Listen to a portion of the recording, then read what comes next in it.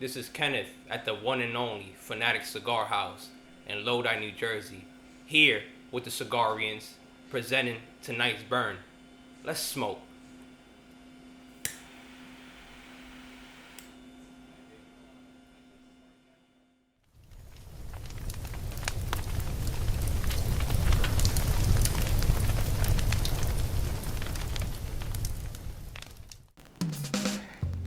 What's happening? This is Dr. Mac McDonald at the famous Lodi, New Jersey Cigar House.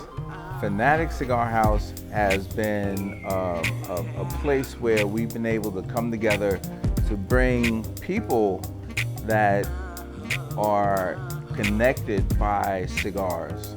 And cigars have been a common thread around life, all right? Life on life's terms. And while I can just think about, some of the most unique things that I've been able to develop as a relationship with people over time.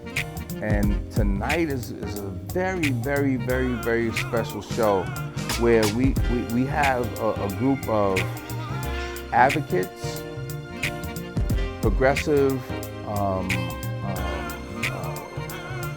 I'd have to say people that think differently, athletes, professionals, and in spite of everything else, on top of what they do, we come together and we have conversations around cigars. So first of all, before I say anything else, I want to say thank you to the Escoboza family for allowing us to be here tonight and giving us the ability to do this show tonight. But we want to be able to just impress upon people that first of all, this is an adult conversation. All right, so if there are anyone that's viewing this that's under the age of 18, this ain't for you, this ain't for you, right? All right, parents, make sure you monitor your kids, and we're gonna have an adult conversation here, but it's informative. So anything that you get from this conversation tonight, you can tell your kids about what is happening, but you can have the ability to talk to your children, all right, in ways that we may not be able to for the sake of where we are, all right? So we're adults, all right? So, and we're smoking cigars tonight, and our conversation is going to be based around cigars. All right, so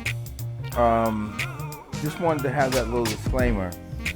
And tonight we have a very special group, the Brothers United. And these brothers, in spite of all the things that they do, they ride bikes, man, and they do it for causes. And we have a few members of the bike club tonight. So I'm going to allow everybody to introduce themselves, and we're going to have a great conversation. And we're going to make sure that the Brothers United is more than just a group. We're going to make sure that you understand that they stand for something. And we're going to start off with a brother on the far right, and he's going to introduce himself and make sure that you tell him what you do and why you do what you do. Absolutely. Excuse me. So my name is Anton Williams. On the bike, I'm known as Anton Will Do It. I've been riding bikes now, or cycling for right around 5 years. And I pretty much have toured pretty much all through New Jersey. And I haven't actually New York, pardon me, where we ride anywhere from 50 to 100 miles deep into the city or out throughout New Jersey. I'm actually a bike ambassador for a state bicycle company, and I'm also the ride leader for Brothers United Bike Club. 45 years old. All right, I'm 46. But yeah, I'm definitely into this, and this is a great thing and an opportunity for us to be able to sit with you today. Okay. My name is Clarence Pierce. That's my God-given name by the late Dorothy Pierce, but my peers and everybody else knows me as Wafu. I am the elected president of Brothers United Bike Club, which we formed last year. We're actually into our second year. And I would say that I've been cycling for a year now, and I call it cycling because when we were younger, we called it bike riding. But I've been cycling for about a year now, and the pandemic actually is what brought this club together collectively. Started out, just to give you a Cliff Notes version, I'm also an educator. I work in the Paterson Public School System, Kennedy High School in Paterson, New Jersey. And as a result of the pandemic, school was shut down, which forced us to be home, sitting home, doing nothing, eating, drinking, basically just getting fat. And started out walking. Walking turned into me getting a mountain bike, posting my routes, and lo and behold, all of the brothers, or most of the brothers that are part of Brothers United Bike Club, started sending me messages, texting me, reaching out to me via social media. Hey, I got a bike, I got a bike. And fast forward to now, we have a club with over 50 members. And initially it was just cycling for fun. Then it became cycling for health. And now it has evolved into cycling for a bigger picture, and that is to be advocates in all different walks of life, whether it be with all the social and racial injustice that's going on. We felt that from a cycling standpoint that we can impact and help impact that area from a positive standpoint. Cycling was never something that we as minorities tapped into for the most part. If you ever look at the Tour de France, it was mostly people not of color. But looking at it now, you have a bunch of cycling clubs all across the tri-state area that we've connected with since we've become a club. And people of color have really taken this by storm. So it's something that we're building on, and like I said, we're advocating, and I appreciate our host tonight, Mac, as well as the producer of the show, Majest, who I grew up with for many years. I appreciate you guys having us. All right. Sean Collins, Pattersonian. I'm also an educator. Grew up with these guys. Grew up in Patterson all my life. My father was strong Pattersonian, my mother, my grandmother, all in the field of education. And I just, is witnessing their impact on the community. I just fell right in. I started reading a bunch of books, man, and then all of a sudden I said, my counselor, if you will, in college said, look, if you want to graduate anytime soon, you might as well major in history. That's why I took all of my classes. I wanted to have knowledge of self of who I was, and I became an educator. But education for me was something that was fun. It was active, and kudos to my teachers that I had, but they didn't really fill us up with a certain level of excitement that we needed to have. And I found myself dreading history. But once I got to college and I met the right people, they really pushed me in that positive direction. And so teaching now, 23 years, went and got all the degrees, but I love what I do. And I was blessed to follow after the footsteps of the late Tyrone Collins to be a Division I athlete. Went out to Michigan, played football, came back. And for athletes, you always look for that next level of competition. So your freshman year, you're always trying to make it to the varsity level. So when you get to college, you're a freshman, you want to be that senior. But once you graduate, then what is there to do? So you're always looking for that next competition. And the pandemic was a curse and a blessing. And my blessing was that I witnessed my childhood friend, Wafu, and I grew up with his little brother. posting these pictures and videos of them riding bikes, and I'm sitting there saying to myself, I have this, I call it a bike, but it was really like a picture on the wall because it just stayed up on the rack. And I remember reaching out to Wafu during the pandemic. I said, man, I got a bike too. He said, man, whatever. I said, I'm serious, I have a bike. And up until that point, riding my bike was an individual pursuit. It was something that I got up early in the morning, I rode about maybe 7 or 8 miles, came back in the house, and I was done. But when I linked up with these guys, and what we have turned that into was an impressive and noble pursuit. And we were crawling, but we went from crawling to running. You know, and everything started happening really, really fast. And so once we formed this club, we started linking up with other guys from New York, Newark, Jersey City, and sky's the limit, man. So I always appreciate the impact that this brother Wafu had on me. I thank all the organizers, Matt. I appreciate you bringing us in, and we're doing a lot of great things in the community. So we hopefully be able to highlight that tonight. We're definitely gonna have a conversation about that. So while you guys are talking about riding bikes, man, that just wipes me out. I think about riding. You said 7 miles. You started out doing 7 miles, and then Anton talked about doing tours. And when I think about tours, I always turn on the TV and I see the 1,500 miles, right? So now when you talk about tours, what do you talk about? I mean, what is it that you consider to be a tour for? Let's say for a day. What's that all about? So, well, if I can real quick, and I'm gonna be the segue to bringing him in on this, the question you just asked, Anton, and I'd be remiss if I didn't give a shout out to one of our other ride leaders, our brother Corey Mccloud, aka Pass Left. He's actually in a hospital. He was diagnosed with cancer. So he's fighting right now, not for his life, but just fighting, period. He is also our ride leader.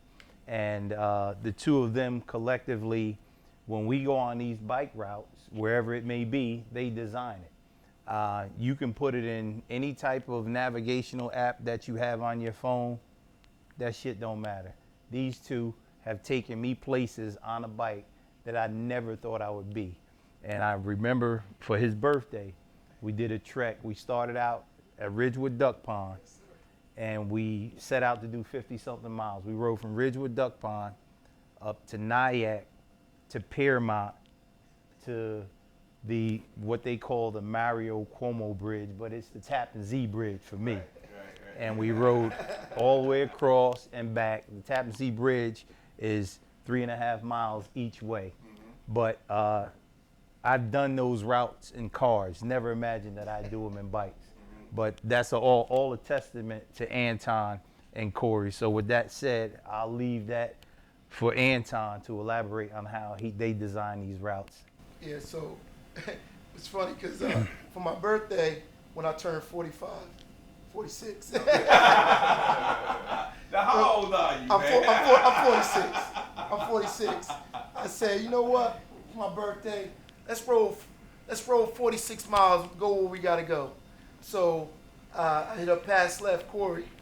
He said, what are we gonna do? He said, I got some. So we rode out to the Tappan Zee Bridge, and that was a crazy trek considering it was right after we got warm. That was our first decent day at, 40 degrees? Yeah. And we got out there and we killed that ride, and that was like us warming up for the season. But generally, we've been, Coney Island, down to Brooklyn Bridge, and this is coming from Jersey. Right. So it's not like we just riding, in New York. We go right from Jersey straight in, and we ride anywhere that a car can go. We will get there, off-road, on-road, it doesn't matter. This year, we're planning to ride down to South Jersey, Atlantic City type deal. So, yeah, even further, Cape May. So if we can get in 100 miles, I don't know if we're going to ride back. Right. But we may get down there and gamble a little bit, get a hotel room and then take a bus back, or I might, we're going to figure something out, but we getting the miles in. So those are the tours that we do, and we'll create them, and then we'll go out and just tackle them. And, on a bike, it's no joke. The guys cramping up, and locking up, but we get it done. And most of the, listen, as athletes, we figure we can conquer any obstacle, but your body is going to communicate something a little different. You can't keep hitting that pavement and doing, 10-mile runs and 15-mile runs. God rest his soul, my dad used to run 8 miles every day. I don't know, for the life of God, I don't know how he did it.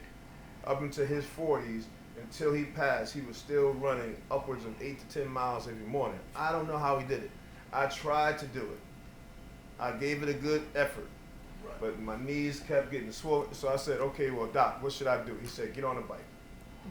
So that's when I got on my mountain bike, and that's how generally most of us start, on mountain bikes. Mm-hmm. And we encourage, right? So in our bike club, we have what we call D1, D2, D3, because we never want to leave anyone out. We don't want to intimidate anyone. If you a mountain bike, you got huge tires and a heavy bike, come out ride with us, and we'll go at your pace. But when it's time for D1 or D2 to ride, then we gone. So I didn't start out riding 8 miles. I started out riding 1 or 2 miles, and I thought that was a huge accomplishment. And so I was linking up with Corey Mccloud, who's AKA Pass Left, who's in the hospital now. And I would tell him, he was my former student, then my colleague, and he said, Colin, I got me a bike. So okay, cool, great. So 1 week he did 5 miles. I said, great job, man. Come back next week, he did 10 miles. The next week, he did 20 miles. I'm saying, what are you? Then it was 30, it was 50. And then one day on the loudspeaker, they said, oh, Corey Mccloud did 100 miles. And those are the levels, right? And so then our education, our knowledge of riding just took off. But with Brothers United, man, you got athletes, teachers, sole proprietors, business owners, mentors, and just to be bluntly honest, we got some fools in our group. Yes. Just when we get together, we can have a serious conversation about education, about policy, about politics. But we go in and we challenge each other and we crack jokes on each other, and it's a nice knit group of men, and you need to have that, right? Mm-hmm. We just like that barbershop conversation, and that's what we have, and that's what we provide for each other. And no one is above being challenged. So just to give you a little history on that. And I'll use this analogy, Matt. The same way you guys come here, this is y'all little niche, your little thing, the cigar shop. That's what we do. And Brother Irv Watkins can attest to it. We stopped at a little resting spot along one of our routes on Allendale Ave, or was it? Yeah, in Upper Saddle River. And I used to work in that area for a moving company. So all of a sudden, Irv pulls in. He sees all the bikes. He's like, yo, what y'all doing up here? I'm like, he said, where y'all came from? He's like, yo, we came from the park in Ridgeville. He's like, y'all rode all this way? But it's just like Brother Bilal said, it challenges you. And some people are part of it just to be a part of something, because everybody, for the most part, wants to be a part of something. A lot of people who go to college, they want to be a part of a fraternity. Some people go to high school, they want to be a part of an athletic program. But ultimately, when we started this, I had a mountain bike, and I was like, they call them road bikes now. I'm like, what the fuck is a road bike? And then they showed me with them little ass tires. I said, that's a 10-speed, motherfucker. Get the fuck out of here. But again, when my lady saw that I got serious about it and I was really into it, I used to see Anton and Bilal. They had the little tight spandex shorts, and I'm like, I ain't wearing that shit. That shit as hell, man. Lo and behold, I go in my living room. I'm thousands of dollars worth of tight shit on, So it not only it engulfs you once you get into it, but it becomes a lifestyle. And I can relate that to you guys who come here. This is part of your lifestyle. Cycling is a part of our lifestyle. And I'd be remiss if I say I don't like it. I love it. I really do. And we took a trek one day. I've driven to City Island. I've never rode a bike to City Island. So we parked And typically what we do, we'll park on the Fort Lee side by the bridge, and then we'll trek across the GW, which I've never ridden a bike across until we started doing this. And then we took pictures in front of the Bronx Zoo. I told Mac earlier, my daughter lives in the Bronx, so I'm calling my daughter. I'm all excited. Look, I'm around the corner from your house. She's like, come get me. I said, I'm on my bike. So, but again, cycling has opened my eyes to things that I never would have imagined doing on a bicycle, let alone in a car. And I'll share this, and I'll be real brief with it. We're in the pandemic. I tested positive for COVID back in December. And as a result, I developed what's called a PE, which is a pulmonary embolism on my left lung. And anybody who knows medical terms, a PE, typically people don't survive from that. It was a extremely large blood clot on my lung. And I had a team of 4 doctors and 2 nurses that were working with me while I was in the hospital. I was in ICU for 6 days. And they were asking me, do you smoke? And I'm like, I smoke an occasional cigar.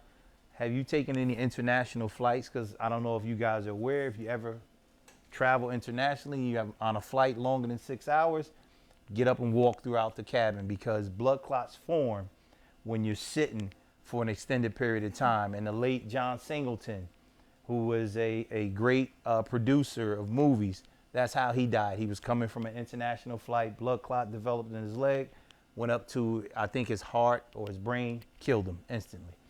But as a result of cycling, it saved my life. And I'm forever grateful and thankful that I did get into it, because had I not, I wouldn't be here speaking to you guys. And like I said, I'm not encouraging you guys to do it. Whatever you do, with all that's going on, do something to get yourselves in shape, because it could save your life, literally.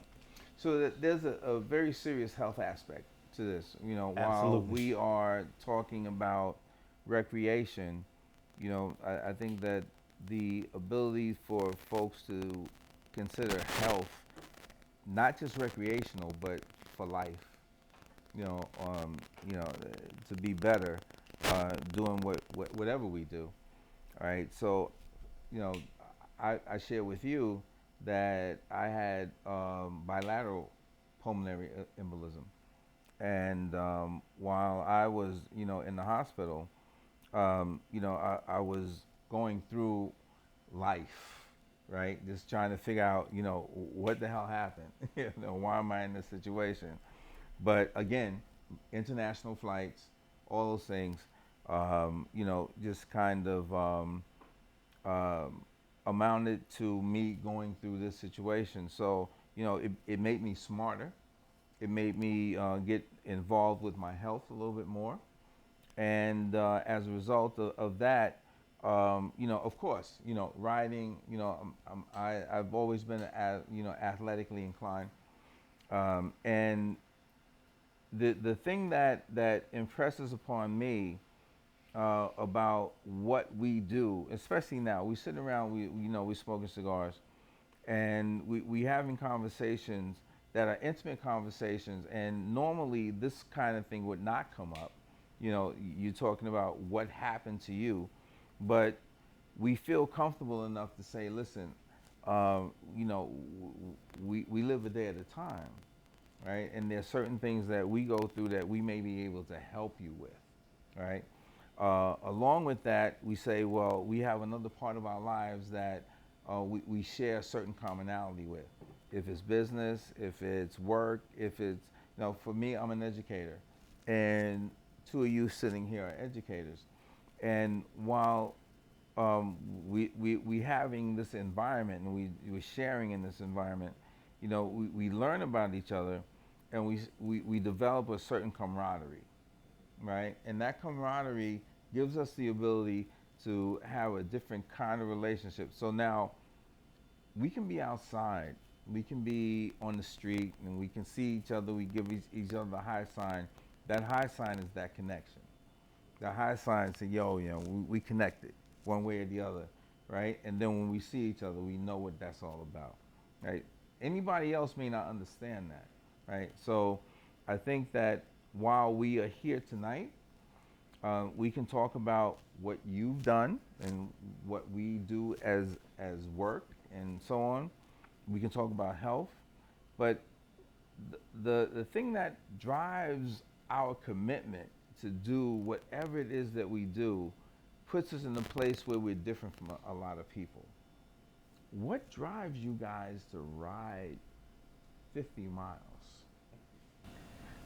You want to? Yeah, I mean, I was at one point 265 pounds. That was definitely one. 265. 265. And that was one of those things that made me go, So ugh. your hat was small. Oh, man, let me tell you something. I had no clothes that didn't have multiple X's on Right, them. right, Start there. right. You had a small Yeah, hat. oh man, small hat, small shirts, everything. And that alone made me do a lot of changes, you know. I looked at that, I'm like, oh my God, 265, how'd that happen? Comfort of life, married, children, Yep. you know, everything you could think of, eating dinners like it was nothing. And I transitioned and said, all right, the first thing I'm gonna do is put the spoon down. So I went vegan for 3 years. Wow. And then as you lose weight, you noticing, all right, starting to get this dad bod with no curves and no muscles. So what's next? So it was gym it up, swell up the, you know, pecs, guns, and then it went from there to, all right, now how do I trim this thing out and make it look right?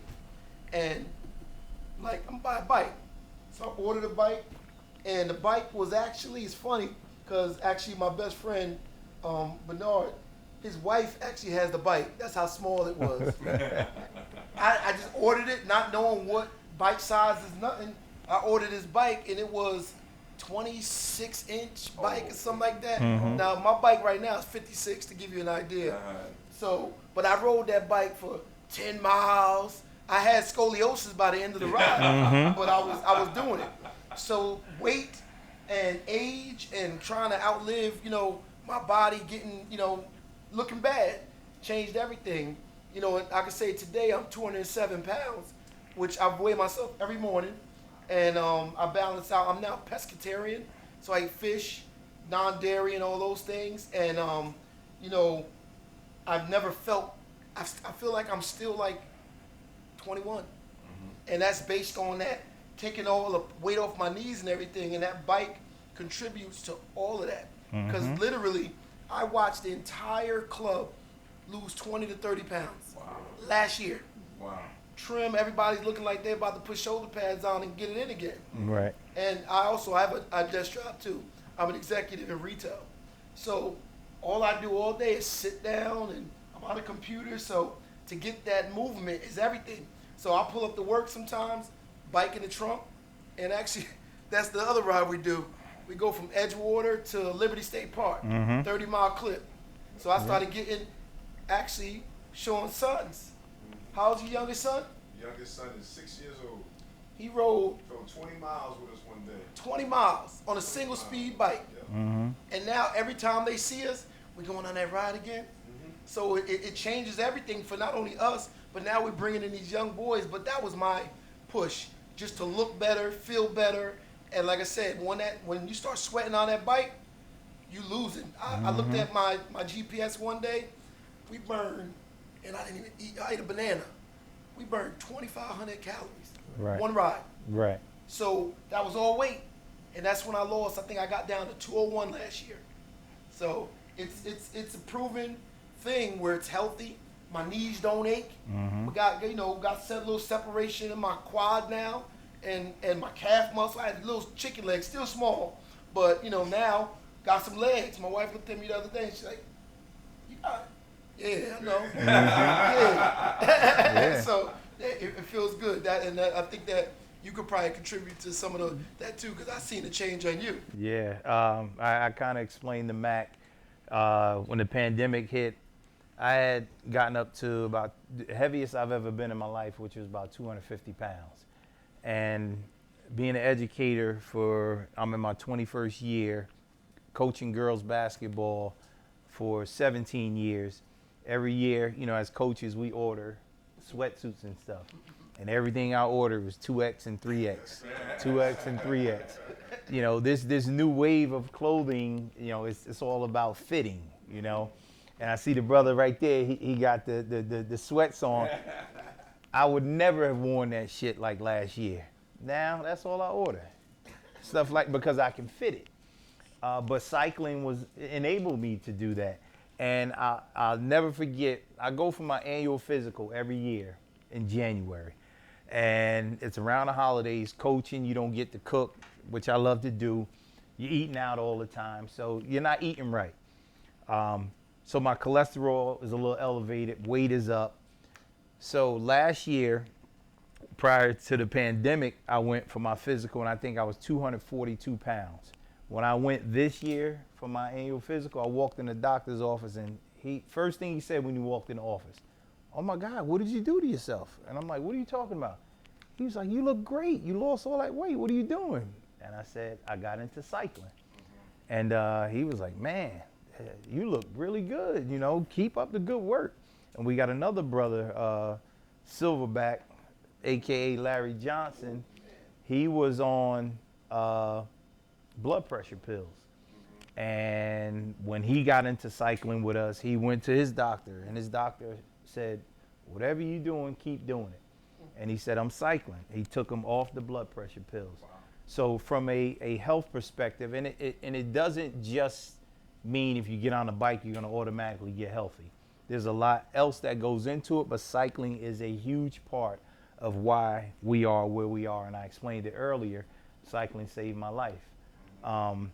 And it's something I never imagined that I would get into like I did. And a testament to it is, like I said, I got over $2,000-3,000 worth of $1,000 worth of cycling gear.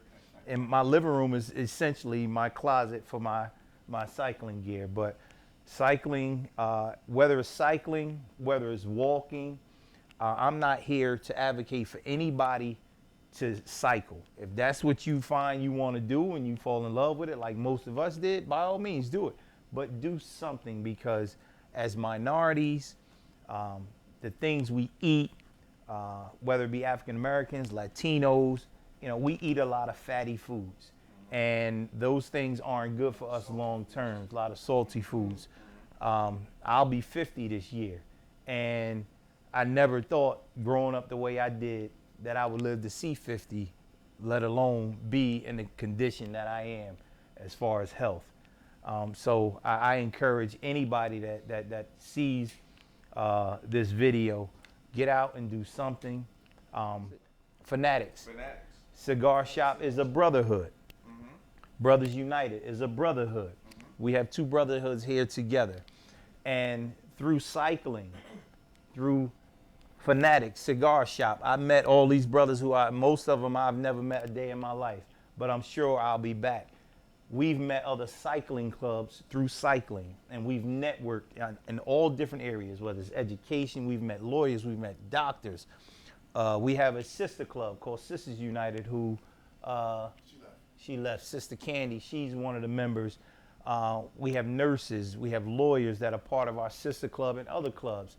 But it forms a brotherhood, and I've met people all across New York, New Jersey, Connecticut, the tri-state area, and even some people who follow our Brothers United page.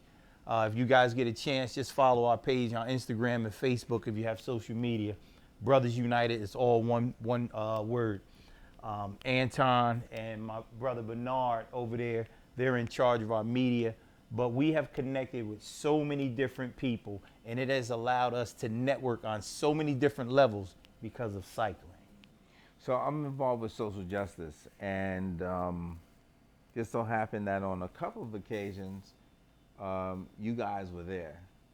All right. So one example, we were in Ridgewood, and the crew was there. And we were involved with a Black Lives Matter rally in the park, right? So I told you guys, I told a couple of brothers, said, "Listen, man, come on over to the shop, hang out, It's a brotherhood, right? So you guys created a brotherhood around cycling, right? So the other thing that kind of like just jumps out at me is that as a unit, as a group, you guys have been able to represent something, right?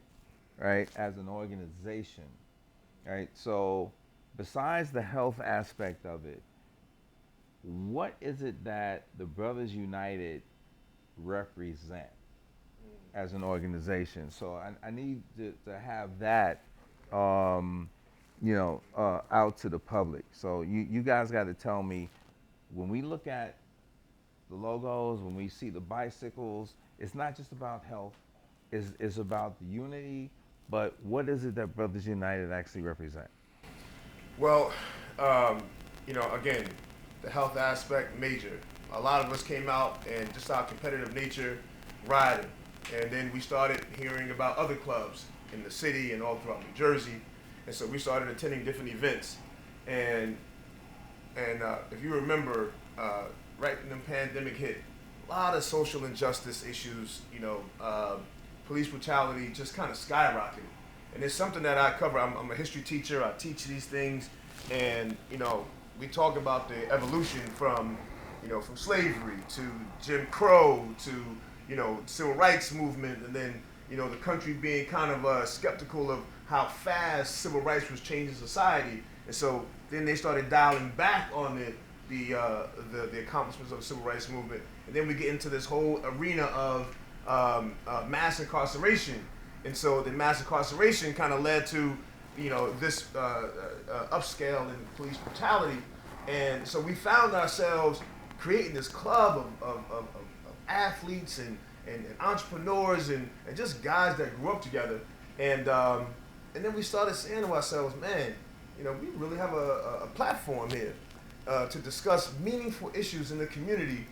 And, anytime we rode, especially through Patterson, we look back and we see 10, 15 young brothers, Latino, black, white, doesn't matter. They were riding with us.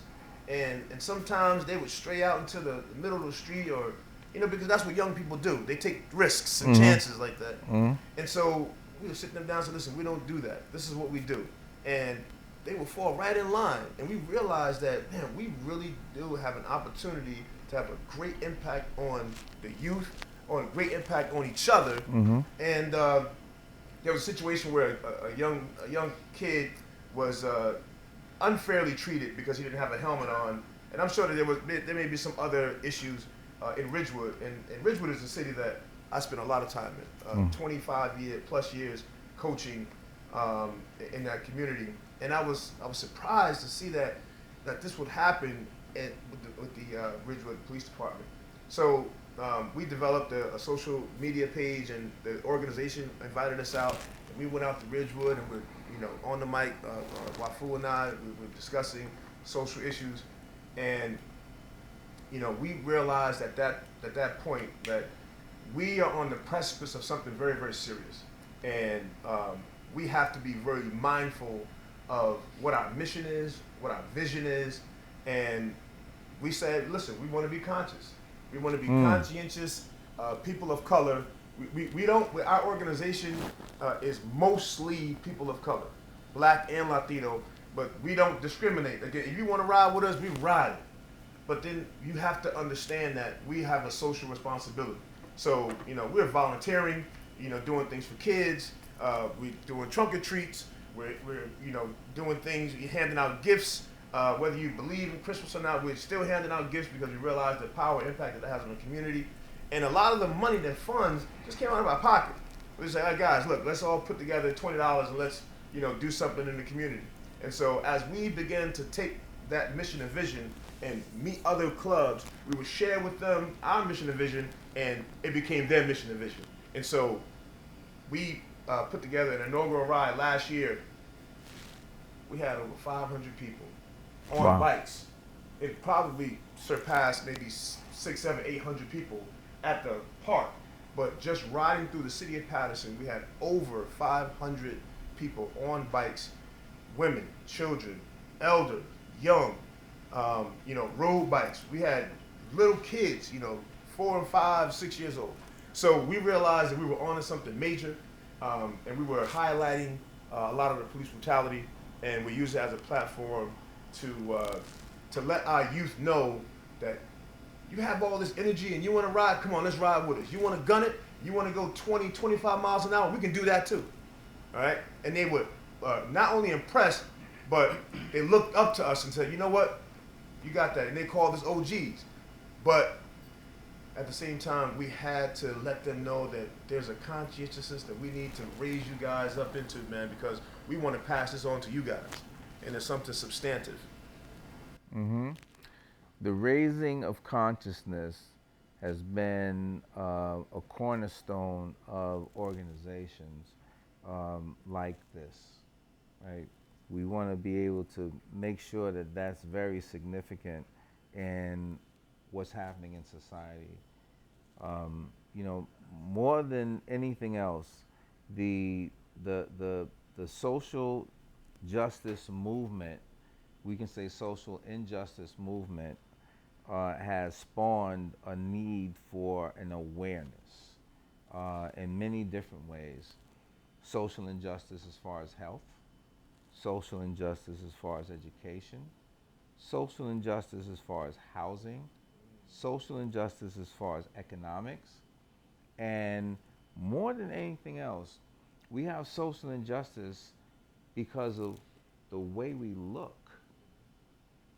All right, so the way that we live as parents, I know that you all have to have the talk with your sons and your daughters, how they have to be engaged in the street when they are approached by police. No other ethnicity has to deal with this because, when we look at the ratio of incidents that occur, it's disproportionately people of color that are at the back end or the wrong end of things. So when we talk about social injustice, and you have the bike crew, and you have 500 people, you have the rides, you have the advocacy, what are some of the things that you've been able to notice that you've been able to be impactful on, as opposed to, or in including the fact that you have the health issue and you have, the ability to put people together? What are some of the things that you've been effective on? Well, I'd start, Mac, by the name that was created in regards to the club, Brothers United. When you mention that, initially, it stands out because of the name. And then if you look at our logo right here, it's a city with brothers holding up a bike. And Brothers United essentially means that we are brothers and we're trying to unite everybody on every aspect of life. And now before you just go on, so I just want to make sure that everyone who sees this understands that this is not a racial situation. This is an opportunity for all of our allies to become a part of this, to take a recognition or a piece of what we are doing and say, hey, listen, is this fair or is this not fair? Can I participate? Right. All right. So go ahead. And that said, when we started out, as we stated earlier, it was just a bike club. It was for us just riding and having fun. And then, as Brother Bilal stated, we saw the impact that we can have in our communities. So what we started to do is, because once we created our social media page, the name rang a bell. And then people, Ridgewood, what was it, Ridgewood Liberated? I'm forgetting that. Yeah, but it was a group in Ridgewood. Yeah. Right. They followed our page and they invited us to the rally. And so you guys are at the rally at their invitation? Yes. Because I was there Yes. and I brought a crew from Inglewood. Yes. The brother that had the megaphone and he had. That was Minaj. Yeah, right. I didn't remember his name, but we were there. Right. And Bilal has ties in Ridgewood, as he said, for over 25 years. So they reached out and they invited us there. And one of the things that I said that I think was one of the most powerful statements, because obviously the residents of Ridgewood, some of them were a little uneasy about us being there. And there were people walking around with the Black Lives Matter signs, and Brother Corey had the sign up, and one of our other brothers, Jackson, a bunch of us took different pictures with it, and you had the people who lived in the city of Ridgewood who were opposed to it, and they were yelling out, "White Lives Matter too." And when I got on, I was able to speak. One of the things that I said during my speech, and I said, all lives matter, but Black lives are the lives that are being taken. And that being said, we are focusing on Black lives because of what you said earlier. We deal with a different set of circumstances. Like if you go to the casino, there's a deck if you play blackjack. There's a deck if you play a certain wheel that you play roulette. There's a certain lever that you pull when you play the slot machines. Well, when we as minority goes, that shit changes. It's not the same deck. It's not the same lever that you pull. It's not the same wheel on the slot machine. It's not the same chips. So what we have to do as minorities is we have to continue to advocate to get the same lever, to get the same chips, to get the same wheel on the roulette table, to get the same treatment that our predecessors, the Caucasian Americans, have gotten for years. And we've been suppressed, and we continue to be suppressed. But once we formed this club, we felt like we could make a difference, and we're not going to continue to stand by being suppressed. If we got to continue to go to rallies, if we got to go to marches, if we got to get out and do a bike run in these different communities to bring about awareness on every different level and help open people's eyes to say, you know what, we're not going to continue to allow you to look down on us. We're going to make you realize that we're going to stand up for ourselves no matter what. And sometimes it's going to take sacrifices like the late Dr. Martin Luther King did. We're in a position now because of the sacrifices that he made. And we felt like as a bike club that we can continue to make some of those impacts moving forward, because if we don't teach our children, if we don't continue to press forward in terms of bringing some equality to minorities, then guess what? Dr. King died in vain. And me personally, I have a 17-year-old daughter. I refuse to allow her to believe that she has no hope moving forward. I don't know about everybody else, but anybody that has kids, I would believe that you would feel the same way. And as long as we keep quiet, then we allow their voices to be heard and be louder than our voices. And we refuse to do that. And sometimes it comes with some sacrifice. You know, you go to a rally, you might get locked up as much as we don't want to. You might get harassed. But guess what? For people that see that you're putting your nose on the front line for what we feel is right, I'm going to continue to do it. And my brothers that ride along with me, that are behind this organization, behind whatever it is, we're going to continue to fight for what we feel is right. And if I could jump in, man, I think that if I had to answer that question, I would say that our two largest contributions would probably be empowerment and self-perception, and the way that we are perceived. You know, I spent many times just getting pulled over randomly, and at the age of 18, 19, 20 years old. And to this day, I'm 46 years old, man. You know, pay my taxes, I'm, you know, professional, degrees. When I hear that siren, my heart still palpitates, man. And they're, you know, when people come back from war, they should undergo a tremendous amount of counseling because of the impact that being in that war zone had on them. Well, growing up, it was almost like we lived in a war zone where we, as children, we thought that we were always under attack.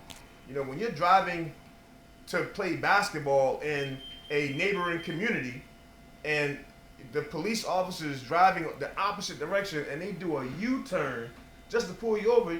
Nothing's wrong with your paperwork. Nothing's wrong with your, that has a long-standing impact on how you perceive yourself. So one of the things that we are doing is we're empowering our community, our youth.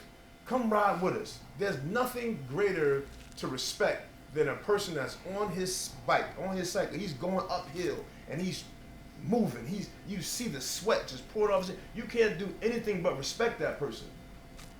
But so now we say, listen, let's do it collectively. Let's do it right. And even when I take my kids out riding, teaching them ethics. We were riding one day at the duck pond and passed on the left, and some people would jump. And I noticed that, man, some people still have that perception of us being violent and aggressive. And so I teach my kids, we don't yell, right? Excuse me. All right, we passed on your left. Thank you very much. How you guys doing? And people are now, when they see our logo, I can't tell you how many times we've been in the park and people will say, listen, who are you? We want to be a part of your organization because you got to display ethics. You got to display morality. You got to keep your own consciousness, but you can do it in a way where you can be more welcoming.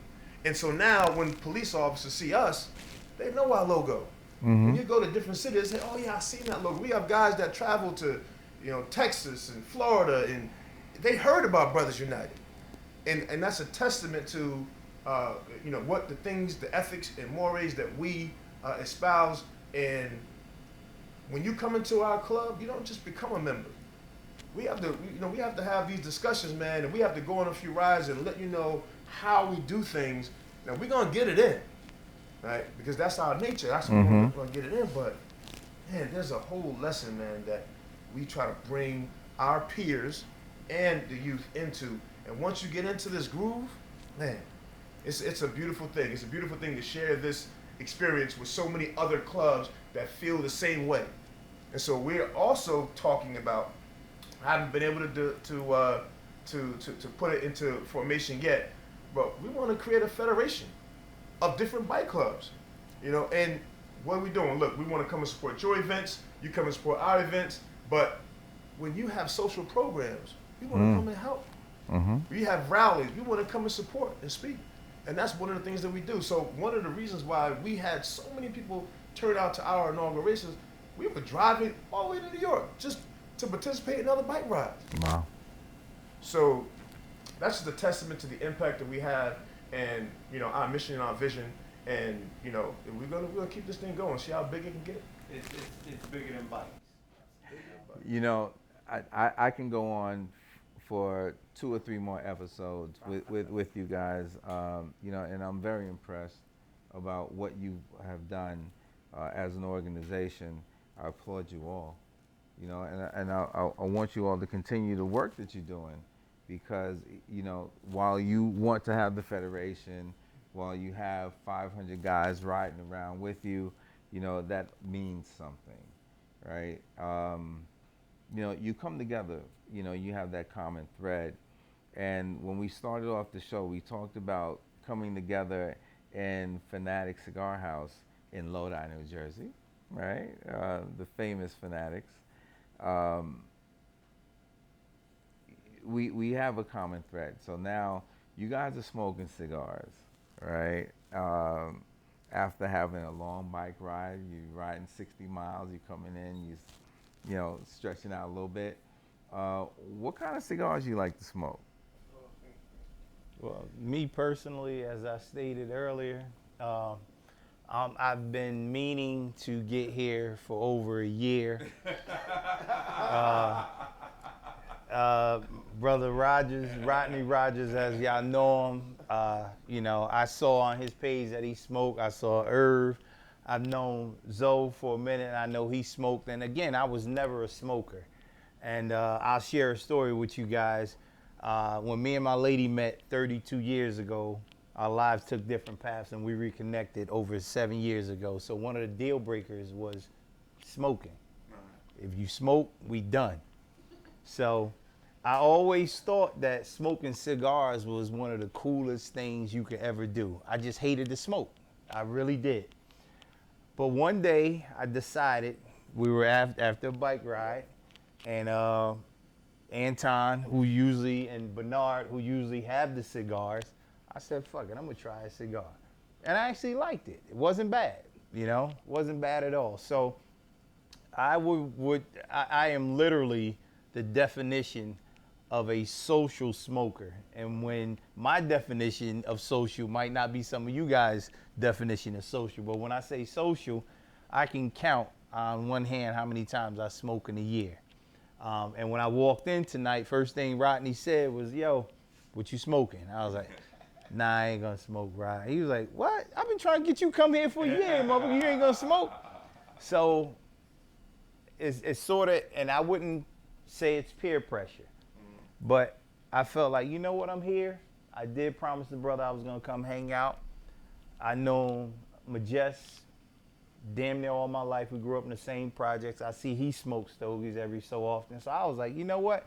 When he posted one of the shows that he, when Corey was here, I commented, I said, yo, I want to come through. I'm going to have a cigar with you. So he called me. He said, yo, come through. I would love to have you bring Brothers United through.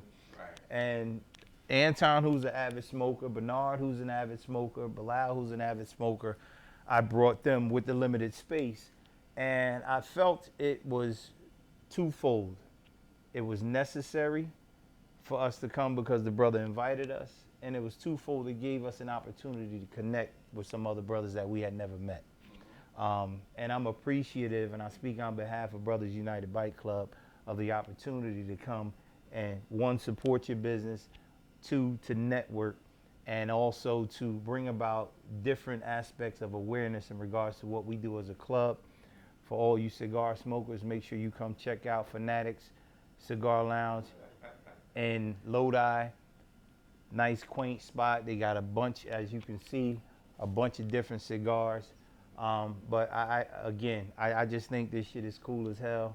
The fact that you guys have your brotherhood here is just like the brotherhood we have. It's just we do it on those twos. Okay. I tell you, Mac, I started smoking with my current principal. He and I grew up together, Mr. Zatidi Moody. And we would get the pipe, and I think it was called Blackjack. Oh. Does that sound right? Okay. Oh, yeah. And we just wanted to look sophisticated. Yeah. Blackjack and out, pipe, man, and smoke. So, but I like a sweeter cigar. And so I see right here in this box, see the acid cigars. Mm-hmm. And somebody suggested I try it. You need to be educated on cigars because some cigars are pretty strong, man. And so I sat on my porch one day, and it's about maybe 11 o'clock, had a long day. I said, let me get one of these acids out, and I started smoking. I think I woke up, and it was like 3 or 4 o'clock in the morning. Because, look, I'm down, and the cigars are around. And so it was a little much for me, but when I walked in the door, the brother, I forgot the brother's name, man, but he said, what kind of cigar you like? And all I did was tell him what I liked. And he had, listen, I got 4 different options for you. And so this is my second cigar, and it feels great. It's amazing. And so when I pulled up, because I've been to JR Cigar World and some of the bigger, and I pulled up and I said, wait a minute, this is a cigar shop? So, all right, cool. Let me go ahead and hang out with the fellas. These are my brothers.